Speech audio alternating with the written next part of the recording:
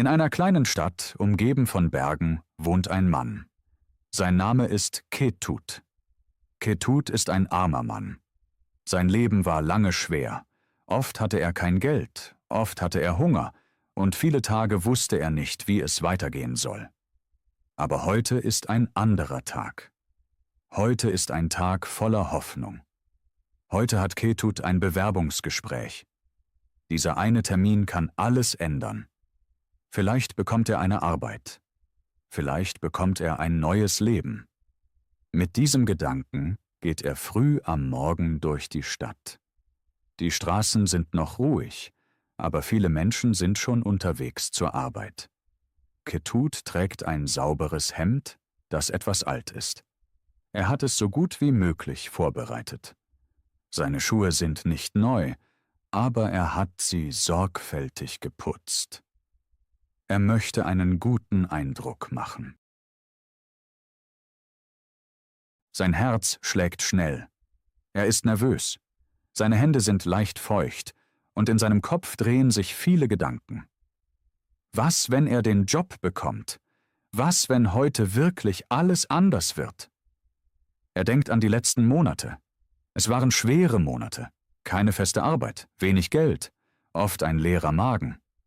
Nächte, in denen er wach lag und sich Sorgen gemacht hat. Tage, an denen er sich unsichtbar gefühlt hat. Aber heute fühlt sich nicht wie einer dieser Tage an. Heute fühlt sich besonders an. Heute trägt er Hoffnung in sich. Eine kleine, aber starke Hoffnung. Er schaut nach vorne und sagt leise zu sich: Das ist meine Chance. Seine Stimme ist ruhig, aber fest.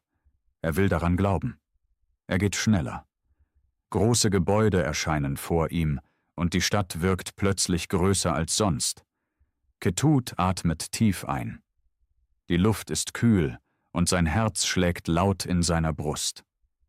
Er hat Angst, aber er geht weiter. Schritt für Schritt. Er will es schaffen. Er will arbeiten. Er will nicht mehr so leben wie früher. Heute könnte alles anders werden. Ketut steht vor einem großen Bürogebäude und bleibt kurz stehen. Das Gebäude ist hoch und modern, viel größer als alles, was er kennt. Die Türen sind aus Glas und er kann sein Spiegelbild sehen. Für einen Moment schaut er sich selbst an. Sein Hemd ist sauber, aber alt. Seine Schuhe sind einfach. Er wirkt klein vor diesem Gebäude. Er atmet tief ein und geht langsam hinein. Drinnen ist es still und ordentlich. Der Boden glänzt und jeder Schritt klingt laut in seinen Ohren. Menschen laufen schnell an ihm vorbei. Sie tragen gute Kleidung, sprechen sicher und wirken, als hätten sie keine Sorgen. Ketut fühlt sich fremd. Er gehört nicht in diese Welt, denkt er kurz. Seine Hände sind leicht zittrig. Trotzdem geht er weiter. Schritt für Schritt. Er will diese Chance nicht verlieren. Er folgt den Schildern an der Wand, auch wenn er sie nicht richtig lesen kann. Er merkt sich Formen und Richtungen und findet schließlich den richtigen Raum. Eine Frau sitzt an einem Tisch und sieht ihn kurz an. »Bitte warten Sie hier«, sagt sie freundlich. Ketut nickt und setzt sich vorsichtig. Er sitzt gerade, fast steif. Er schaut sich um, aber alles ist neu für ihn. Die Möbel, die Geräusche, die Ruhe. Sein Herz schlägt schnell. Er versucht ruhig zu atmen. Nach einigen Minuten wird sein Name aufgerufen. Er steht sofort auf und geht in ein Büro. Ein Mann sitzt hinter einem großen Tisch und lächelt leicht. »Setzen Sie sich«, sagt er. Ketut setzt sich und versucht ruhig zu wirken. Das Gespräch beginnt. Der Mann stellt Fragen und Ketut antwortet ehrlich. Er sagt, dass er arbeiten will, dass er zuverlässig ist und bereit ist zu lernen. Seine Stimme ist ruhig, aber man hört, wie wichtig ihm das ist. Der Mann nickt mehrmals. Es scheint gut zu laufen. Ketut spürt, wie seine Hoffnung wächst. Vielleicht klappt es wirklich. Vielleicht ist das der Moment, auf den er so lange gewartet hat. Dann nimmt der Mann ein Blatt Papier und legt es vor ihn. »Das ist der Vertrag«, sagt er. »Bitte lesen Sie ihn und unterschreiben Sie hier.« Ketut schaut auf das Papier. Viele Wörter, kleine Buchstaben, lange Sätze. Alles wirkt kompliziert. Seine Augen bewegen sich langsam über die Zeilen. Er versucht zu verstehen. Aber es geht nicht. Die Wörter bleiben leer für ihn. Sie haben keine Bedeutung. Seine Hände werden kalt. Sein Herz schlägt schneller. Die Hoffnung in ihm beginnt zu wackeln. Ketut sitzt still vor dem Tisch und schaut auf das Papier. Seine Augen bewegen sich langsam über die Zeilen, aber die Wörter bleiben schwer und leer. Sie bedeuten nichts für ihn. Er versucht, sich zu konzentrieren. Aber es geht nicht. Sein Kopf wird heiß und gleichzeitig werden seine Hände kalt. Sein Herz schlägt laut in seiner Brust. Er weiß, dass dieser Moment wichtig ist. Sehr wichtig. Vielleicht der wichtigste Moment seit langer Zeit. Der Mann im Büro wartet ruhig. Die Sekunden fühlen sich lang an. Es wird still im Raum. Zu still. Ketut spürt den Druck. Er weiß, dass er jetzt etwas sagen muss. Langsam hebt er den Kopf. Seine Stimme ist leise und unsicher. »Ich kann nicht lesen«, sagt er. Er macht eine kurze Pause, als würde er hoffen, dass es nicht wahr ist. Dann sagt er noch leiser, »Und ich kann nicht schreiben.« Die Worte hängen in der Luft, schwer und unangenehm. Der Mann hinter dem Tisch sieht ihn an. Sein Gesicht verändert sich sofort. Das kleine Lächeln verschwindet. Seine Augen werden ernst. Die warme Stimmung im Raum wird kalt. »Das ist ein Problem«, sagt er ruhig, fast ohne Gefühl. »Ohne Lesen und Schreiben können wir sie hier nicht einstellen.« Die Worte treffen Ketut wie ein Schlag. Direkt ins Herz. Für einen Moment sagt er nichts. Er sitzt einfach da und spürt, wie alles in ihm zusammenfällt. Seine Hoffnung bricht. Langsam. Still. Er nickt nur leicht. Was soll er auch sagen? Es gibt keine Erklärung, die das ändern kann. Keine Worte, die ihm jetzt helfen. Er steht auf. Seine Beine fühlen sich schwer an, als würde er etwas tragen. Etwas Unsichtbares, aber sehr schwer. Er dreht sich um und geht zur Tür. Jeder Schritt fällt ihm schwer. Als er die Tür öffnet, hört er noch die leise Stimme hinter sich. »Es tut mir leid.« Aber diese Worte helfen nicht. Draußen im Flur ist es wieder hell und ruhig. Menschen laufen vorbei, genau wie vorher. Sie lachen, sprechen, arbeiten. Für sie hat sich nichts verändert. Aber für Ketut ist alles anders. Vor ein paar Minuten hatte er noch Hoffnung. Jetzt ist sie weg. Einfach weg. Es fühlt sich an wie ein Traum, der plötzlich endet. Er geht langsam durch das Gebäude nach draußen. Die große Tür öffnet sich und kalte Luft kommt ihm entgegen. Er bleibt kurz stehen, als müsste er erst verstehen, was passiert ist. Dann geht er weiter. Seine Schultern sind schwer, sein Blick geht nach unten. In seinem Kopf ist nur ein Gedanke, der immer wieder kommt. Ich war so nah dran. Ketut setzt sich langsam auf die kalten Stufen vor dem Gebäude. Die große Tür hinter ihm schließt sich leise, als würde sie ein Kapitel seines Lebens einfach beenden.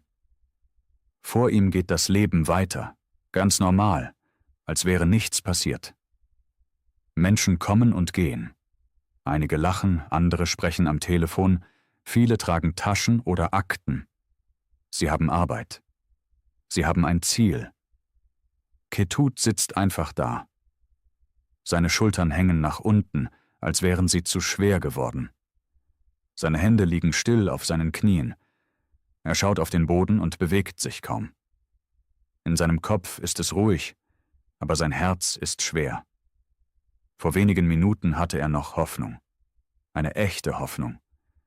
Jetzt ist sie weg. Einfach verschwunden. Er denkt leise. Warum ist mein Leben so? Ein Mann im Anzug geht schnell an ihm vorbei, ohne ihn anzusehen. Eine Frau bleibt kurz stehen, schaut ihn an, als würde sie etwas sagen wollen. Aber dann geht sie doch weiter. Niemand bleibt. Niemand fragt. Niemand hilft. Ketut fühlt sich unsichtbar. Er sitzt mitten in der Stadt, umgeben von Menschen, und ist trotzdem ganz allein. Sein Magen knurrt leise. Jetzt merkt er wieder den Hunger. Heute Morgen hat er nichts gegessen. Er hatte nur diesen Termin im Kopf. Nur diese eine Chance. Und jetzt ist auch das vorbei. Er schaut langsam hoch zu dem großen Gebäude. Vor kurzer Zeit war er noch drinnen. So nah an einem neuen Leben. So nah daran, alles zu ändern. Jetzt sitzt er draußen, genau wie früher. Vielleicht sogar schlimmer als früher, weil er jetzt weiß, wie nah er war. Ein kalter Wind zieht durch die Straße. Ketut zieht seine dünne Jacke enger um sich. Er spürt die Kälte, aber noch stärker spürt er die Leere in sich. Er atmet langsam aus. Die Zeit geht weiter, die Menschen gehen weiter, aber für ihn steht alles still. Er weiß nicht, was er jetzt tun soll. Keine Arbeit, kein Geld, kein Plan. Nur dieser Moment und ein langer, leerer Tag vor ihm. Und irgendwo tief in ihm wächst eine leise Angst, dass morgen genauso sein wird. Ketut sitzt noch immer auf den kalten Stufen und schaut auf den Boden. Die Zeit vergeht langsam, fast so, als würde sie stehen bleiben. Die Menschen gehen weiter an ihm vorbei, genau wie vorher. Schritte, Stimmen, Bewegung überall. Aber für Ketut fühlt sich alles schwer an. Sein Kopf ist leer. Seine Hoffnung ist klein geworden. Sehr klein. Dann setzt sich plötzlich jemand neben ihn. Ein fremder Mann. Ketut bemerkt ihn zuerst kaum. Der Mann sagt nichts. Er sitzt einfach da und schaut nach vorne. Für einen Moment ist es still zwischen ihnen. Eine ruhige, ungewohnte Stille in einer lauten Stadt. Ketut hebt langsam den Blick und sieht kurz zu ihm. Dann schaut er wieder weg. Nach einigen Sekunden greift der fremde Mann in seine Tasche. Er holt etwas heraus. Es sind Bananen. Gelbe, frische Bananen. Sie sehen sauber und gut aus. Der Mann hält sie kurz in der Hand, dann streckt er sie Ketut hin. »Hier«, sagt er ruhig. Ketut schaut überrascht auf. Seine Augen werden größer. »Für mich?« fragt er leise, fast ungläubig. Der Fremde nickt nur. Kein großes Wort, kein langes Gespräch. Dann steht er einfach auf und geht, ohne sich umzudrehen. Ketut bleibt sitzen und hält die Bananen in seinen Händen. Er schaut sie lange an. Sein Hunger ist stark. Sehr stark. Sein Bauch tut weh. Seine Finger bewegen sich langsam, als würde er gleich eine nehmen. Er stellt sich vor, wie sie schmeckt. Wie gut es wäre, endlich etwas zu essen. Doch dann hält er inne. Etwas in ihm stoppt ihn.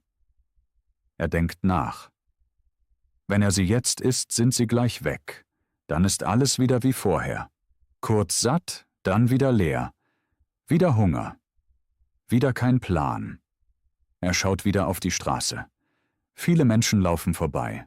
Einige sehen müde aus, andere haben es eilig. Einige tragen Essen in der Hand. Einige kaufen etwas. Ketut beobachtet sie genauer. Da kommt ihm ein Gedanke.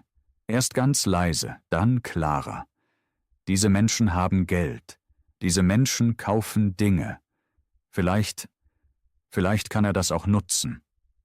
Langsam steht er auf. Seine Beine sind noch schwach, aber er bleibt stehen. Er schaut auf die Bananen in seiner Hand.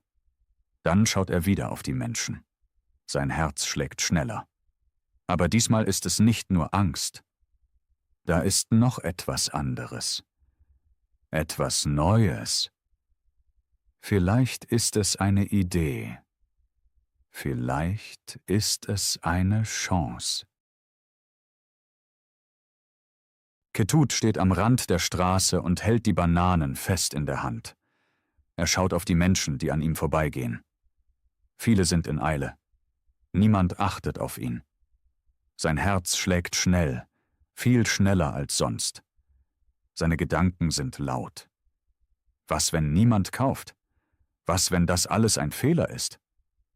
Für einen Moment denkt er daran, einfach wieder zu gehen und die Bananen selbst zu essen. Es wäre leichter, weniger Angst, weniger Risiko. Doch dann bleibt er stehen. Er atmet tief ein und versucht, mutig zu sein. Bananen, frische Bananen, sagt er leise. Seine Stimme ist unsicher und fast nicht zu hören. Die Menschen gehen weiter. Niemand bleibt stehen. Ketut spürt, wie die Zweifel wieder wachsen. Seine Hände werden feucht. Er schaut kurz auf den Boden. Vielleicht war es doch keine gute Idee. Vielleicht gehört er nicht hierher. Doch dann hebt er langsam wieder den Kopf. Er will nicht schon wieder aufgeben. Nicht heute, nicht nach allem. Diesmal spricht er etwas lauter. Bananen! Frische Bananen! Einige Menschen drehen sich kurz um. Ein paar schauen ihn an. Aber sie gehen weiter. Die Zeit vergeht. Minuten fühlen sich lang an. Ketut bleibt stehen. Er bewegt sich kaum. Seine Hoffnung wird wieder kleiner. Dann, plötzlich, bleibt eine Frau stehen. Sie schaut auf die Bananen und dann direkt in seine Augen. »Wie viel kostet eine?« fragt sie ruhig. Ketut ist einen Moment still. Sein Kopf arbeitet schnell. Er nennt einen Preis. Die Frau nickt, ohne zu zögern, und gibt ihm Geld. Ketut nimmt es vorsichtig in die Hand, fast so, als könnte es gleich verschwinden. Es ist nicht viel, aber für ihn fühlt es sich groß an. Sehr groß. Er gibt der Frau eine Banane. Die Frau lächelt kurz und geht weiter. Ketut bleibt stehen. Er schaut auf das Geld in seiner Hand. Sein Herz fühlt sich plötzlich leichter an. Etwas in ihm verändert sich. Zum ersten Mal seit langer Zeit hat er etwas selbst verdient. Kein Geschenk, kein Zufall. Es war seine Entscheidung, seine Idee. Langsam erscheint ein kleines Lächeln auf seinem Gesicht. Ganz vorsichtig. Vielleicht funktioniert es wirklich. Vielleicht kann sich sein Leben doch noch ändern. Am nächsten Tag steht Ketut wieder an der Straße. Diesmal hält er mehr Bananen in der Hand. Er hat sie von dem Geld gekauft, das er gestern verdient hat. Als er dort steht, fühlt sich alles noch neu an, aber nicht mehr so fremd wie am Tag davor. Die Angst ist noch da, aber sie ist kleiner geworden. Er weiß jetzt, dass es funktionieren kann. »Bananen, frische Bananen«, ruft er, etwas lauter als gestern. Seine Stimme ist klarer. Die Menschen hören ihn. Einige drehen sich um. Einige bleiben stehen. Nicht alle kaufen, aber genug. Ketut merkt es sofort. Etwas verändert sich. Am Abend zählt er sein Geld. Es ist mehr als gestern. Er schaut lange darauf. Nicht nur auf das Geld, sondern auf das, was es bedeutet. Es ist ein Anfang. Die nächsten Tage macht er immer weiter. Jeden Morgen steht er früh auf. Jeden Morgen kauft er neue Bananen. Und jeden Tag stellt er sich wieder an die Straße. Manchmal ist es schwer. Manchmal gehen die Menschen einfach vorbei. An manchen Tagen verdient er wenig. Aber er gibt nicht auf. Nicht mehr. Er hat etwas gelernt. Wenn er bleibt, kommt irgendwann jemand. Wenn er weitermacht, passiert etwas. Langsam versteht er die Straße. Er merkt, wann viele Menschen kommen. Er merkt, wo er stehen muss. und er merkt, wie viel er für seine Bananen verlangen kann. Nach einiger Zeit kennen ihn die Menschen. Einige kommen jeden Tag zu ihm. Sie grüßen ihn. Sie fragen ihn, wie es ihm geht. Sie vertrauen ihm. Ketut fühlt sich nicht mehr unsichtbar. Zum ersten Mal seit langer Zeit gehört er dazu. Sein Leben verändert sich Schritt für Schritt. Er verdient mehr Geld. Er kann sich Essen kaufen, wann er will. Er muss nicht mehr mit leerem Magen schlafen. Seine Kleidung wird besser. Seine Haltung wird stärker. Er geht aufrechter. Später verkauft er nicht nur Bananen. Er hat auch anderes Obst. Sein kleiner Platz an der Straße wird größer. Aus einem Mann ohne Plan wird ein Mann mit einer Idee. Und aus einer kleinen Idee wird langsam ein echtes Geschäft. Nach einiger Zeit hat Ketut nicht mehr nur einen kleinen Platz an der Straße. Er hat jetzt einen richtigen Stand. Ein festes Dach schützt ihn vor Sonne und Regen. Sein Stand ist stabil, ordentlich und sauber. Die Früchte liegen schön nebeneinander und alles wirkt einladend. Die Menschen bleiben gerne stehen. Sie kennen ihn. Sie vertrauen ihm. Einige kommen jeden Tag. Sie sprechen mit ihm, lachen mit ihm, fragen ihn nach seinem Tag. Ketut verkauft nicht nur Bananen, sondern viele Sorten Obst, Äpfel, Orangen und mehr.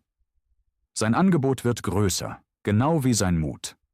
Er arbeitet jeden Tag, oft viele Stunden, aber jetzt fühlt es sich anders an. Er ist nicht mehr nur müde, er ist stolz, wirklich stolz. Am Abend zählt er sein Geld und merkt, dass es genug ist, mehr als genug für Essen, für Kleidung, für ein besseres Leben. Er muss nicht mehr überlegen, ob er sich etwas zu essen leisten kann. Dieses Gefühl ist neu für ihn. Und es ist stark. Seine Kleidung ist besser geworden, seine Schuhe sind neu. Wenn er jetzt durch die Straße geht, geht er aufrecht. Die Menschen sehen ihn, sie grüßen ihn. Einige bleiben stehen und sprechen mit ihm, nicht als Fremde, sondern als Menschen, die ihn kennen. Ketut ist nicht mehr unsichtbar. Er gehört jetzt dazu. Aus dem kleinen Stand wird später ein kleines Geschäft, ein richtiger Ort mit Wänden und einem Dach, ein Ort, der ihm gehört. Ketut hat jetzt ein Zuhause, ein warmes Bett und ein Leben, das ruhig geworden ist. Manchmal steht er still und denkt nach. Er erinnert sich an den Tag vor dem großen Gebäude, an den Moment, als alles zu Ende schien, an die Tür, die sich geschlossen hat. Damals dachte er, alles ist verloren. Heute weiß er, dass genau dort etwas Neues begonnen hat. Es war nicht das Ende. Es war der Anfang. Eines Tages kommt ein gut gekleideter Mann in Ketuts Geschäft. Er bleibt schon an der Tür kurz stehen und schaut sich alles genau an. Sein Blick geht über das Obst, über die Ordnung, über die Menschen, die einkaufen. Man sieht, dass er beeindruckt ist. »Sie haben ein schönes Geschäft«, sagt er freundlich. Ketut lächelt ruhig. »Danke«, antwortet er. Seine Stimme ist gelassen, fast stolz, aber nicht laut. Die beiden kommen ins Gespräch. Der Besucher stellt Fragen und Ketut antwortet offen. Nach und nach erzählt er seine Geschichte. Er spricht von früher, von der Straße, vom Hunger, von den schweren Tagen ohne Hoffnung.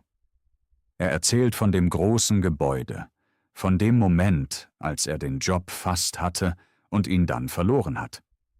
Seine Stimme wird kurz leiser, als er davon spricht. Dann erzählt er weiter. Von den Bananen, von der ersten Idee, vom ersten Verkauf, vom ersten kleinen Erfolg und davon, wie alles langsam gewachsen ist. Der Besucher hört aufmerksam zu. Er unterbricht nicht. Am Ende nickt er langsam. »Das ist wirklich eine starke Geschichte«, sagt er. »Sie haben viel erreicht.« Ketut sagt nichts, aber man sieht in seinem Gesicht, dass diese Worte ihm etwas bedeuten. Dann denkt der Besucher kurz nach und stellt eine letzte Frage. Sagen Sie, was wären Sie heute, wenn Sie lesen und schreiben könnten? Für einen Moment wird es still. Ketut schaut ihn ruhig an. Er lächelt leicht, fast unbemerkt.